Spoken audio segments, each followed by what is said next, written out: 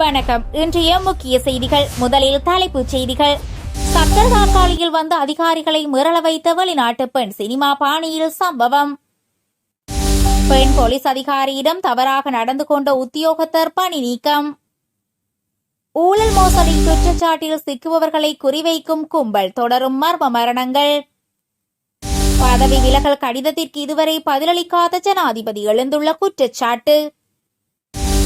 சுரேசலை மனுவிற்கு எதிராக நீதிமன்றம் பிறப்பித்துள்ள உத்தரவு.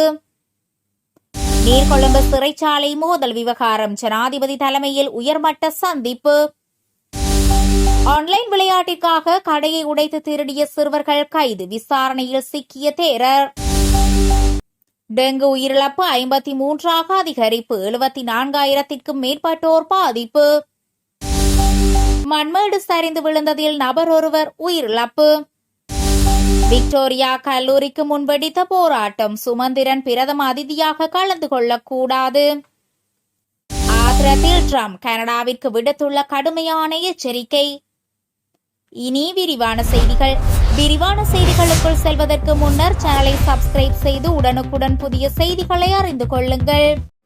சக்கர நாற்காலியில் வந்த அதிகாரிகளை மிரள வைத்த வெளிநாட்டு பெண். சினிமா பாணியில் சம்பவம். உடலுக்குள் ரகசியமான முறையில் கொக்கைன் போதைப் பொருள் மாத்திரைகளை மறைத்து வைத்து நாட்டிற்குள் கொண்டு வந்த 54 வயதுடைய அங்கோலா நாட்டு பெண் ஒருவர் கட்டுநாயக்க சர்வதேச விமான நிலையத்தில் வைத்து சுங்க போதைப் பொருள் ஒழிப்பு பிரிவினரால் கைது செய்யப்பட்டுள்ளார். கைது செய்யப்பட்ட பெண் 17ஆம் தேதி அங்கோலாவில் இருந்து எத்தியோப்பாவின் அடிஸ் அபாபா மற்றும் தோஹா ஊடாக கட்டார் ஏர்வேஸ் நிறுவனத்திற்கு சொந்தமான QR 654 என்ற விமானம் மூலம் கட்டுநாயக்க விமான நிலையத்தை வந்தடைந்தார். விமான நிலையத்திற்குள் வரும்போது அவர் சக்கர நாற்காலியை பயன்படுத்தியவாறு பயணித்துள்ளார். விமான நிலைய சுங்க அதிகாரிகளின் விசாரணைகளின் போது தனது உடலுக்குள் மறைத்து வைக்கப்பட்டிருந்த கொகைன் போதைப் பொருள் அடங்கிய 14 மாத்திரைகளை அந்த பெண் சுயவிருப்பின் பேரில் அதிகாரிகளிடம் ஒப்படைத்துள்ளார். அத்துடன் மேலும் பல போதைப்பொருள் மாத்திரைகளை தான் விழுங்கியுள்ளதாகவும் அவர் விசாரணை அதிகாரிகளிடம் ஒப்புக்கொண்டார். அதிகாரிகளால் மீட்கப்பட்ட 14 மாத்திரைகளும் சுமார் 237 கிராம் கொக்கைன் போதைப் பொருள் இருந்தமை உறுதி செய்யப்பட்டதோடு இதன் சந்தை பெறுமதி சுமார் 10 மில்லியன் ரூபாய் என மதிப்பிடப்பட்டுள்ளது. கைது செய்யப்பட்ட சந்தேகநபரான வெளிநாட்டு பெண்ணும் கைப்பற்றப்பட்ட போதைப் பொருட்களும் மேலதிக விசாரணைகளுக்காக போலீஸ் போதைப் பொருள் ஒழிப்பு பிரிவினரிடம் ஒப்படைக்கப்பட்டுள்ளது. சக்கர நாற்காலியில் வந்த அதிகாரிகளை மிரள வைத்த வெளிநாட்டு பெண். சினிமா பாணியில் சம்பவம். உடலுக்குள் ரகசியமான முறையில் கொக்கைன் போதைப் பொருள் மாத்திரைகளை மறைத்து வைத்து நாட்டிற்குள் கொண்டு வந்த 54 வயதுடைய அங்கோலா நாட்டு பெண் ஒருவர் கட்டுநாயக்க சர்வதேச விமான நிலையத்தில் வைத்து சுங்க போதைப் பொருள் ஒழிப்பு பிரிவினரால் கைது செய்யப்பட்டுள்ளார். கைது செய்யப்பட்ட பெண் 17ஆம் தேதி அங்கோலாவில் இருந்து எத்தியோப்பாவின் அடிஸ் அபாபா மற்றும் தோஹா ஊடாக கட்டார் ஏர்வேஸ் நிறுவனத்திற்கு சொந்தமான QR 654 என்ற விமானம் மூலம் கட்டுநாயக்க விமான நிலையத்தை வந்தடைந்தார். விமான நிலையத்திற்குள் வரும்போது அவர் சக்கர நாற்காலியை பயன்படுத்தியவாறு பயணித்துள்ளார். விமான நிலைய சுங்க அதிகாரிகளின் விசாரணைகளின் போது தனது உடலுக்குள் மறைத்து வைக்கப்பட்டிருந்த கொகைன் போதைப் பொருள் அடங்கிய 14 மாத்திரைகளை அந்த பெண் சுயவிருப்பின் பேரில் அதிகாரிகளிடம் ஒப்படைத்துள்ளார். அத்துடன் மேலும் பல போதையோடு இதன் சந்தை பெறுமதி சுமார் 10 மில்லியன் ரூபாய் என மதிப்பிடப்பட்டுள்ளது. கைது செய்யப்பட்ட சந்தேகநபரான வெளிநாட்டு பெண்ணும் கைப்பற்றப்பட்ட போதைப் பொருட்களும் மேலதிக விசாரணைகளுக்காக போலீஸ் போதைப் பொருள் ஒழிப்பு பிரிவினரிடம் ஒப்படைக்கப்பட்டுள்ளது. ஊழல் மோசடி குற்றச்சாட்டில் சிக்குபவர்களை குறிவைக்கும் கும்பல். தொடரும் மர்ம மரணங்கள்.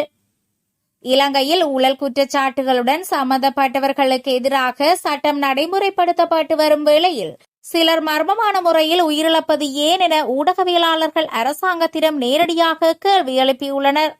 முன்னாள் போலீஸ் மா அதிபர் CD விக்ரமரத்னவின் திடீர் மரணத்தை சுட்டிக்காட்டியே ஊடகவியலாளர்கள் இந்த கேள்வியை முன்வைத்தனர். இந்த ஊடகவியலாளர்களின் கேள்விகளுக்கு பிரதியமைச்சர் பிரசன்ன குணசேன பதிலளித்தார். முன்னாள் போலீஸ் மா அதிபர் CD விக்ரமரத்ன உயிரை மாய்த்து கொண்டமை குறித்த விசாரணைகள் தற்போது நடைபெற்று வருகிறது. விசாரணைகளின் முடிவிலேயே இதற்கான உண்மையான காரணங்கள் தெரியவரும். நபர் ஒருவர் சட்ட நடவடிக்கைகளுக்கு முகம் கொடுக்க முடியாத சூழலில் இவ்வாறான முடிவுகளை எடுக்கும் போக்கு காணப்படுகிறது. முன்னாள் போலீஸ் மா அதிபருக்கு பாதாள உலக கும்பல்களுடன் தொடர்பு இருந்ததா என்பது குறித்து மக்கள் மத்தியில் நிலவும் நியாயமான சந்தேகங்கள் குறித்து விவாதிக்கப்பட்டுள்ளது. சட்டத்தின் முன்னால் இத்தகைய சந்தேகங்கள் உண்மையானதா இல்லையா என்பது நிரூபிக்கப்படும் வரை பொறுத்திருந்து பார்க்க வேண்டும் என பிரதியமைச்சர் பிரசன்ன குணசேன மேலும் தெரிவித்தார். சமகால அனுர அரசாங்கத்தினால் முன்னெடுக்கப்பட்டு வரும் ஊழல் மற்றும் குற்றச் செயல்களுக்கு எதிரான நடவடிக்கை காரணமாக இதுவரை 4 பேர் உயிரை மாய்த்துக் கொண்டுள்ளனர். இவர்கள் அனைவரும் முன்னாள் ஆட்சியாளர்களான மஹிந்த ராஜபக்சர்களுடன் மிகவும் நெருக்கமாக செயற்பட்டவர்கள் என்பது குறிப்பிடத்தக்கது. பதவி விலகல் கடிதத்திற்கு இதுவரை பதிலளிக்காத ஜனாதிபதி எழுந்துள்ள குற்றச்சாட்டு. மத்திய மாகாண ஆளுநர் பதவியில் இருந்து விலகுவதாக அறிவித்து தான் அனுப்பிய கடிதத்திற்கு ஜனாதிபதி அனுரகுமார திசநாயக்கவிடமிருந்து இதுவரை எந்தவொரு பதிலும் கிடைக்கவில்லை என பேராசிரியர் சரத் அபேகோன் தெரிவித்துள்ளார். கண்டியில் இடம்பெற்ற ஊடகவியலாளர் சந்திப்பிலேயே இவர் இதனை தெரிவித்தார். ஆளுநர் பதவியை ஏற்கும் சந்தர்ப்பத்திலேயே மிக குறுகிய காலத்திற்குள் நான் இதிலிருந்து விலகப் போவதாக ஜனாதிபதிக்கு தெரிவித்துவிட்டே பதவி பொறுப்பை ஏற்றேன். ஆயினும் தித்வா சூறாவளி நிலைமை காரணமாக மத்திய மாகாணத்தில் ஏற்பட்ட பாதிப்புகளை கருத்தில் கொண்டு எனது முடிவை இதுவரையில் பிட் போட்டிருந்தேன். முற்றிலும் தனிப்பட்ட காரணத்தினால் நான் தனது பதவியிலிருந்து விலகுகிறேன். இதற்கு எவருடைய அழுத்தமோ வேறு விடயங்களோ காரணமில்லை. ஜனாதிபதி என்னுடைய பதவி விலகலை ஏற்றுக்கொண்டாலும் இல்லாவிட்டாலும் எதிர்வரும் 21ஆம் தேதி முதல் நடைமுறைக்கு வரும் வகையில் நான் ஆளுநர் பதவியில் இருந்து விலகுவதாக ஜனாதிபதிக்கு அறிவித்துள்ளேன் என அவர் தெரிவித்தார். சுரேசலே மனுவிற்கு எதிராக நீதிமன்றம் பிறப்பித்துள்ள உத்தரவு. அரச புலனாய்வு பிரிவின் முன்னாள் பணிப்பாளர் சுரேசலே தன்னை குற்றப்புலனாய்வு திணைக்களம் கைது செய்து தடுத்து வைத்துள்ளமைக்கு எதிராக தாக்கல் செய்துள்ள மனுவில் தங்களையும் ஒரு தரப்பாக இணைத்துக் கொண்டு கருத்துக்களை முன்வைக்க அனுமதிக்குமாறு கோரி தாக்கல் செய்யப்பட்டுள்ள இடைக்கால மனுக்கள் மீதான பரிசீலனை மீதான உத்தரவை நீதிமன்றம் பிறப்பித்துள்ளது. இதற்கமைய இது தொடர்பான வழக்கை எதிர்வரும் ஆகஸ்ட் மாதம் 4ஆம் தேதிக்கு மேன்முறையீட்டு நீதிமன்றம் ஒத்திவைத்து உத்தரவிட்டுள்ளது. மேன்முறையீட்டு நீதிமன்ற தலைவர் நீதியரசர் ரொஹான் அபேசூரிய முன்னிலையில் குறித்த மனு விசாரணைக்கு எடுத்துக் கொள்ளப்பட்டது. பெங்கமுவே நாளக தேரர் மற்றும் பேராயர் மெல்கம் கர்தினால் ரஞ்சித் தாண்டகை உள்ளிட்ட 8 தரப்பினரால் இந்த இடைக்கால மனுக்கள் தாக்கல் செய்யப்பட்டுள்ளன. இடம்பெற்ற விசாரணையின் போது மனுதாரர் தரப்பில் முன்னிலையான ஜனாதிபதி சட்டத்தரணி சஞ்சீவ ஜெயவர்தனவின் சமர்ப்பணங்கள் நிறைவடைந்த பின்னரே இந்த இடைக்கால மனுக்கள் தொடர்பான கோரிக்கைகள் பரிசீலிக்கப்படும் என நீதியரசர் தெரிவித்துள்ளார். இதன் அடிப்படையில் இடைக்கால மனுக்களை தாக்கல் செய்த தரப்பு சட்டத்தரணிகளின் இணக்கப்பாட்டுடன் அந்த மனுக்களை பரிசீலனைக்காக எதிர்வரும் ஆகஸ்ட் மாதம் 4ஆம் தேதி மற்றும் 6ஆம் தேதிகளில் மீண்டும் நீதிமன்றில் அழைக்குமாறு மேன்முறையீட்டு நீதிமன்றம் உத்தரவிட்டுள்ளது. நீர்கொழும்பு சிறைச்சாலை மோதல் விவகாரம் ஜனாதிபதி தலைமையில் உயர்மட்ட சந்திப்பு. ஜனாதிபதி அனுரகுமார திசநாயக்கவிற்கும் சிறைச்சாலைகள் திணைக்களத்தின் அதிகாரிகளுக்கும் இடையிலான சந்திப்பு ஜனாதிபதி அலுவலகத்தில் இடம்பெற்றது. தற்போது சிறைச்சாலை கட்டமைப்பில் எழுந்துள்ள பிரச்சினைகள் மற்றும் இந்த பிரச்சினைகளை தீர்ப்பதற்கு எடுக்கப்பட வேண்டிய அவசர நடவடிக்கைகள் குறித்து இதன்போது கலந்துரையாடப்பட்டது. அண்மையில் நீர்கொழும்பு சிறைச்சாலையில் இடம்பெற்ற மோதல் சம்பவம் குறித்தும் இதன்போது விசேட கவனம் செலுத்தப்பட்டுள்ளது. இவ்வாறான சம்பவங்கள் மீண்டும் இடம்பெறாமல் இருப்பதற்கு எடுக்கப்பட வேண்டிய நடவடிக்கைகள் குறித்தும் கலந்துரையாடப்பட்டது.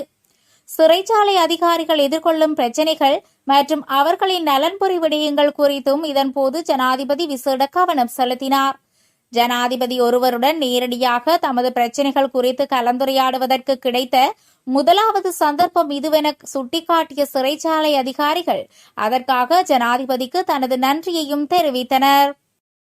ஆன்லைன் விளையாட்டிற்காக கடையை உடைத்து திருடிய சிறுவர்கள் கைது, விசாரணையில் சிக்கிய தேரர். கைபேசி கடையின் முன்பக்க கண்ணாடியை உடைத்து 1 மில்லியன் ரூபாய்க்கும் அதிகமான மதிப்புள்ள ஸ்மார்ட் போன்கள் மற்றும் பணத்தை திருடிய மாணவர்கள் 2 எப்பாவல போலீசாரால் கைது செய்யப்பட்டுள்ளனர். கடந்த 4ஆம் தேதி குறித்த 2 மாணவர்களும் எப்பாவல நகரின் பேருந்து நிலையம் அருகே உள்ள கைபேசி கடையை அதிகாலை நேரத்தில் உடைத்து தொலைபேசிகளை திருடிச் சென்றுள்ளனர். இவ்வாறு கைது செய்யப்பட்டவர்கள் தலவ, நபாதவெவ மற்றும் எப்பாவல ஆகிய பகுதிகளில் வசிக்கும் 14 வயதுடைய மாணவர்கள் என்றும் அவர்கள் எப்பாவல தெகல்ல பகுதியில் உள்ள உறைவிட பாடசாலையொன்றில் கல்வி பெற்று வருவதாகவும் விசாரணையில் தெரியவந்துள்ளது.